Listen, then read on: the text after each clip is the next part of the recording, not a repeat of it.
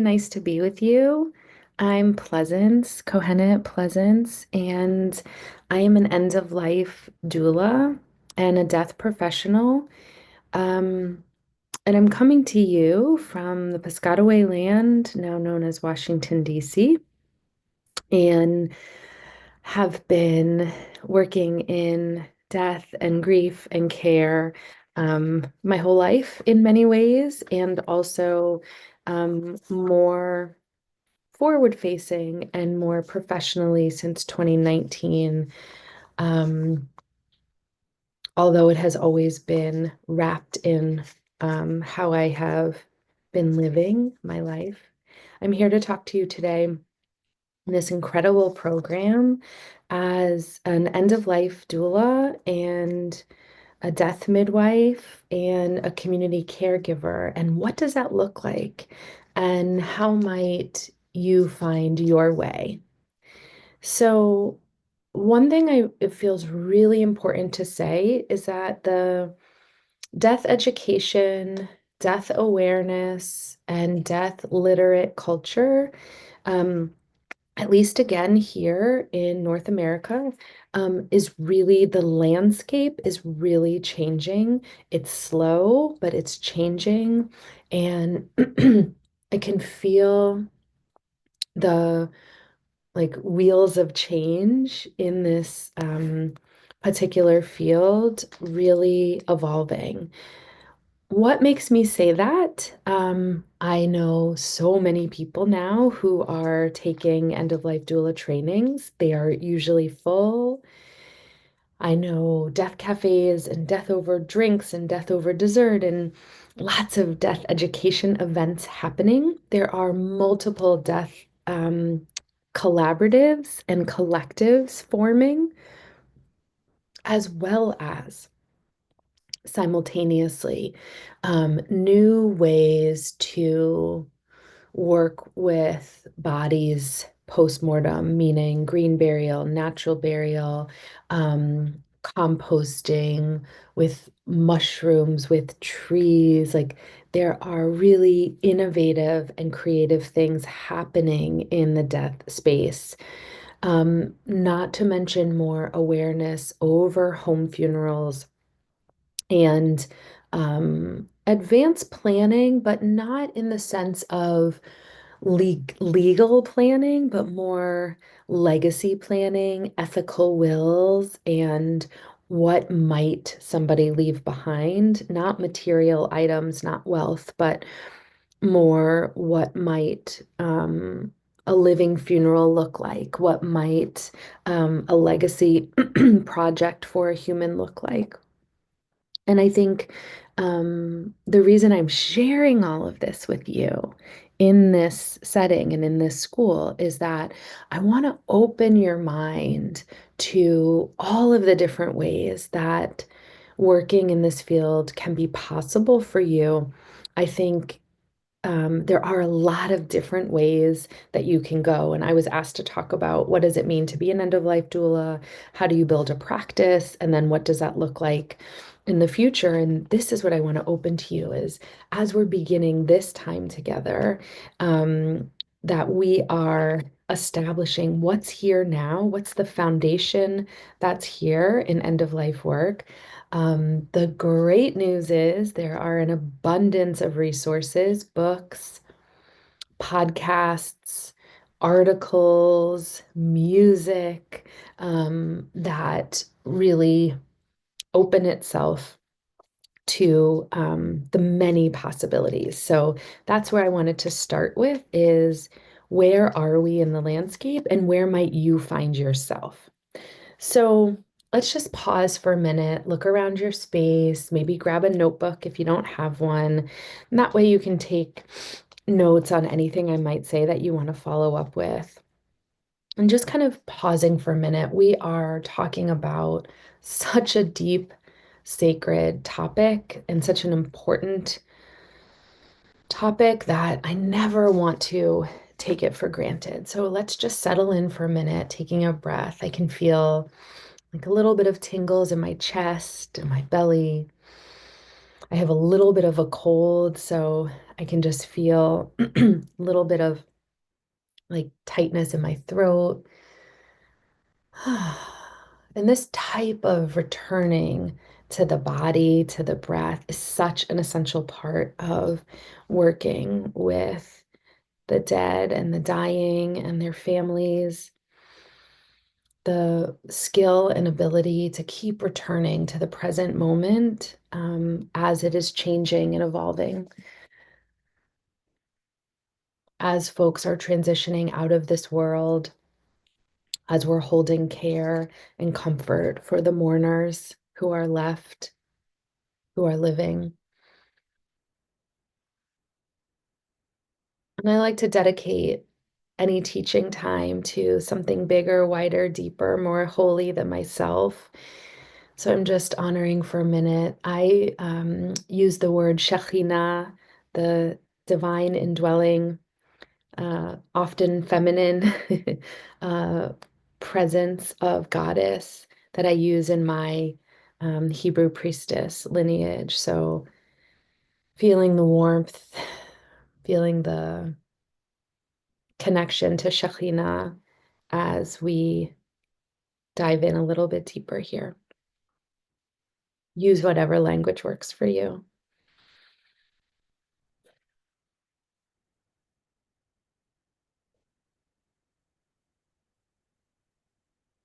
One of the things I want to invite you in, and on your journaling notepad, you can write this down, is what are some of the ways that have brought you to this moment?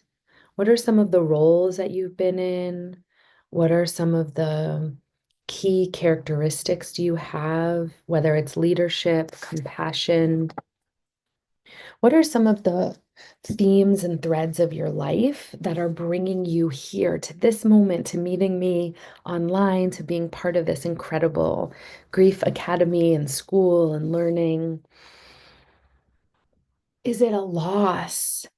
Is it a curiosity and interest? Is it a deep, deep calling?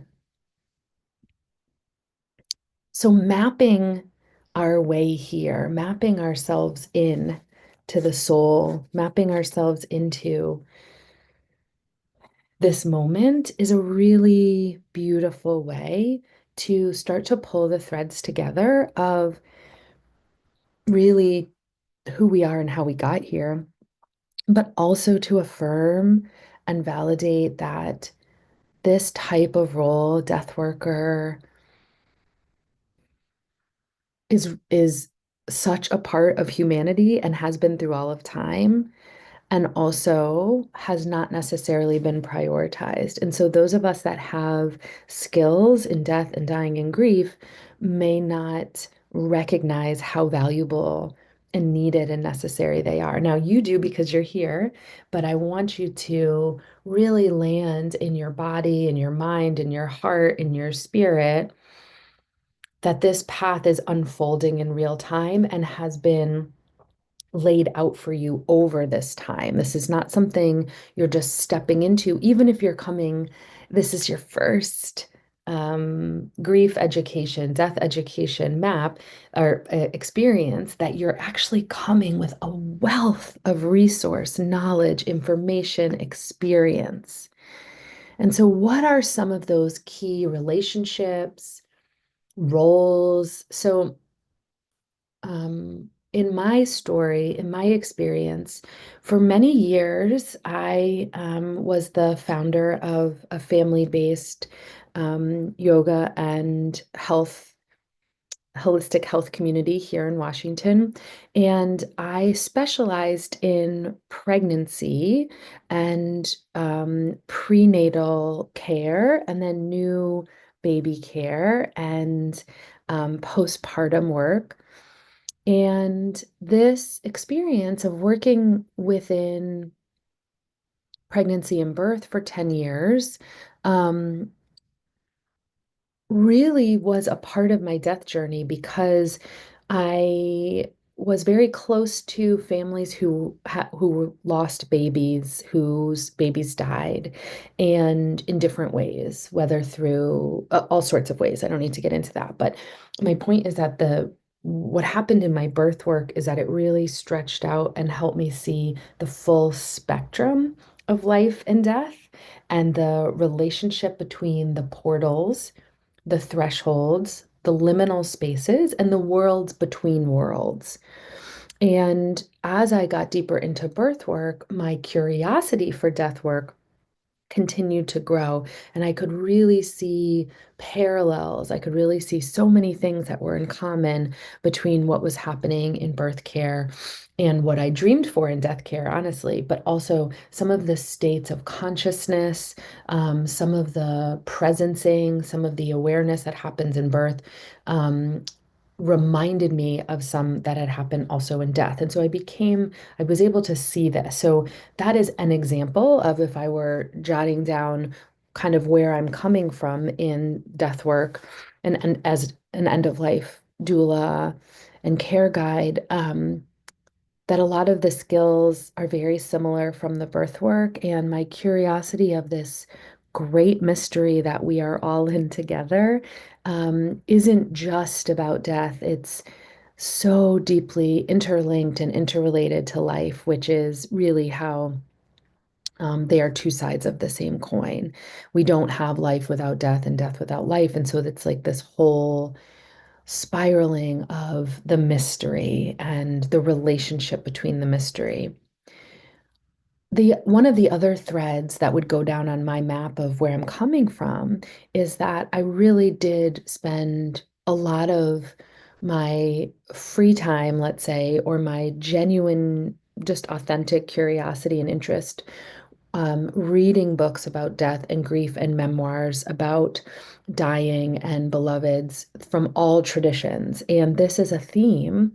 Once I really landed, I'm a death professional and this is the path that I want to orient my life to, I realized that not everyone was choosing those movies or those books or those podcasts to listen to in their free time, that this was a deep, genuine curiosity and interest, that not everybody shared. And I think until I actually oriented and focused my life on it, I actually did not realize that most people were not as deeply engaged as I was. And so that was really a part of establishing, okay, this is who I am. This is a calling, and this has been in my life for my whole life. So that's kind of the history part I want you to map out. Now, let's land in the present moment. As I started my talk, where I gave you the wide, ever-changing landscape of what's happening in the death professional world and the grief. And when I say death professional, I'm also saying dying, aging, caregiving, grief, like the holistic map. And you may even want to write out those different topics or themes. And then even within them, there's more niche, there's more specifics you can get into. If you would like to specialize in dementia care, if you'd like to specialize in medical aid and dying, specialize in pediatric hospice, like there's so many rich layers, or specialize in grief rituals, right? And just hosting grief rituals in your community with music and prayer and fire. um, so I want you to, we've done the past, I want you to do the present. Where are you right now? What are you most interested in? What's happening in the landscape where you live? And where are some of the places you can connect to? So, for example, I have a local yoga studio that I have a relationship with, and I asked them if they wanted to do some death meditations in the winter. There's a local coffee shop that hosts death cafes. So those are just some kind of creative ideas to get started. But I'm curious for you, what is currently in your sphere of influence, we call it, which could be your local community. Perhaps you would like to offer some things online, but really thinking about what kind of skills and interests you have right now, and then where you might be able to start to work with them. So I'm going to talk specifically about end of life doula work, which is, in my experience this far, has been almost all referral, almost all relational, meaning I have a relationship with someone and they refer somebody else, but I know the person who's making the referral, or it's been a community person. So in my neighborhood, I was able to post on some of our online community boards about the kind of full spectrum doula community care end of life work I do, and had people respond from there and say, okay, thank you for letting us know, and we'll definitely refer in the future. Also, other friends from other parts of life, when they have a loved one who's going through hospice, or decision making on other dying topics, for example, medical aid in dying, will refer, oh, have a conversation with Pleasance. So um, for me, the part I want to be really honest about in where I'm at, because we're talking about this kind of what's happening in the present, and um, how do we build relationships? How do we build this as a life path? Is I am this work for me is extremely rooted in the calling and the spirit, and actually the way in which I believe.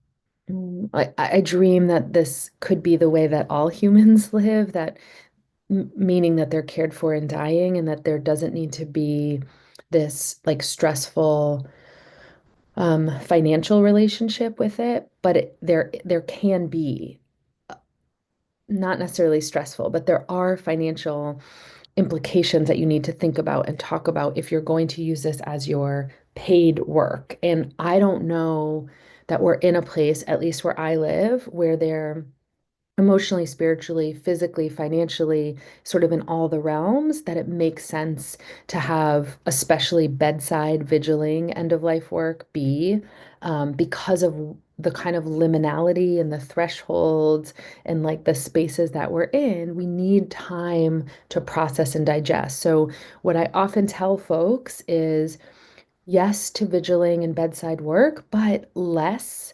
Don't make that the only thing, right? Also, have a holistic type of maybe services, education, consulting, so that you can have a wider range of offerings and price points if you are actually creating this as a business model. And it's very, very challenging because death does not work in models of like capitalist oppressive systems. It's its own timeline. And because we live in a world that is so time oriented often, and like money for dollars type, um, we still haven't really figured it out. The thing that I would say is that I love is that what we're creating now, are new ways of making this work. So there's lots of different ways into creating paths of sustainability, and it requires us to be really creative. And there's some really beautiful, interesting models out there. There's a lot of trainings, um, which can help get more familiar with the skills that are needed for this type of work. And so I like to simplify it. So, what are the consulting services? And is that an hourly rate or a package? What are the vigiling services? Is that an hourly rate or a package? And in my practice, I also have a community doula fund that when I'm working with a client who is dying and they're not able to pay, I have a link where other folks in my network and my community can donate for the services, because they know um, how important this work is. So I think that's kind of like figuring out what your landscape is, figuring out what the finances are. It's really hard for me to talk about this with like a broad stroke, because each of our financial situations are so different, and where we live and what we can offer and what we have access to. But I'm very interested in making these models like nourishing and sustainable. I'm really interested in creating ways of care for the caregiver and the dying and the families. And that's kind of moving into the next phase, which is the dreaming phase.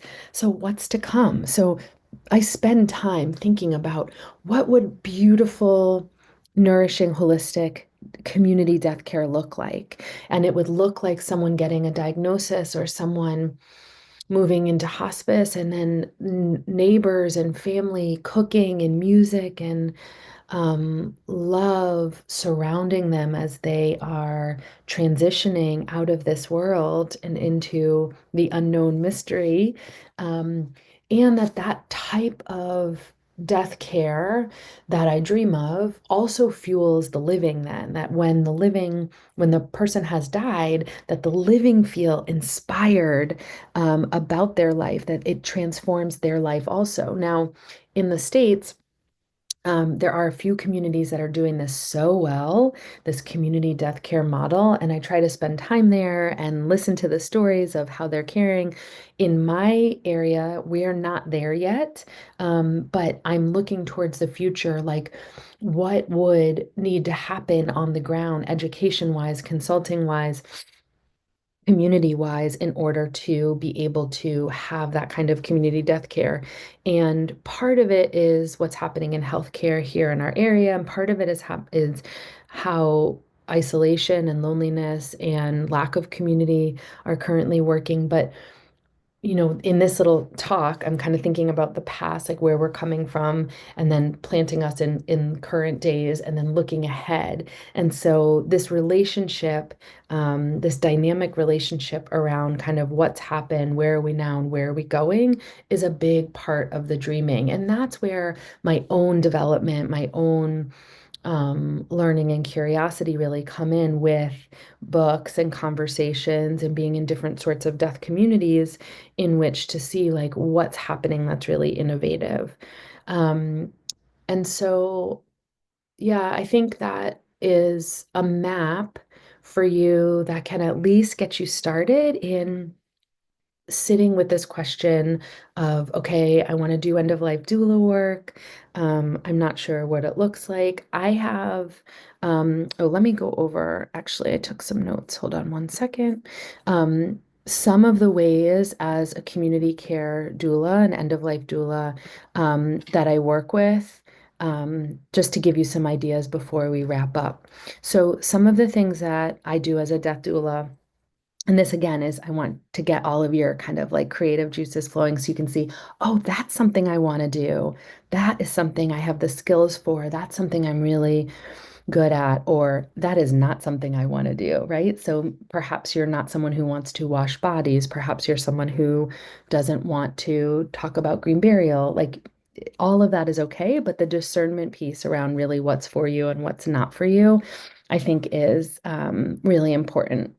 So, some of the ways that we help is articulating core values that guide living and dying, uncovering range of feelings about what makes life worth living and what makes a quote unquote good death. I don't like that language of good death, and it's used all the time. So, part of what I educate with clients is this idea of a good death and then the reality of death. Learning from past experiences, exploring hopes and fears, planning death practices, creating end of life plans that reflect their values and priorities, um, writing letters, messages, videos, those are all legacy projects, playlists, helping plan funeral rituals, ceremonies, conversations with loved ones. I just worked with a client and had a lot of conversations with their spouse and parent at the end of death. Reducing fear and anxiety around death. These are some of the like impacts of what can happen if you are supported in this way. Remember, like having meaningful end of life planning conversations with people, and also creating like very logistic instructions, who's calling the, like depending on where you're dying, who's calling the transport, what kind of music do you want to have? Do you want to be in this bed or that bed? Sometimes as an end of life doula, these kind of logistics things are things that I can talk about more easily than some of the loved ones who are in the who have more investment in the relationship, if that makes sense.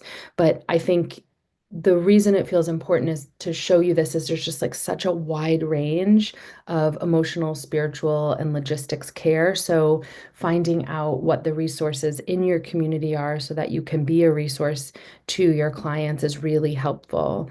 And I also think kind of the last piece I'll say to close is our own practices, our own relationship to spirit, to the mystery, to the unknown, our own guiding light. That is our way through, is that when we're working in the realms of death and dying and we're caring for people, there's not going to be like a book or a one way to do it right. The best thing you can offer is your presence, your compassionate witness and listening, and realizing how sacred and beautiful and important this work is. And that, as the root, will get you through all of these other pieces, taking into consideration your experiences, where you live, and your skills. Um, but at the end of the day, your own relationship to the divine mystery, I believe is like the best business plan or the best path forward, if you're interested in end of life doula work. So may your skills and strengths be used. May you be a blessing to all the folks that you encounter. May this training and this education and these courses really fill your spirit so you feel so inspired and resourced and connected to a wider web of death professionals across the globe. And may we all continue to nourish and support one another as we hold the dying, as we sit in witness of the great mystery. And may it really, really touch our days and our lives. So good to be with you all. Be in touch with any questions.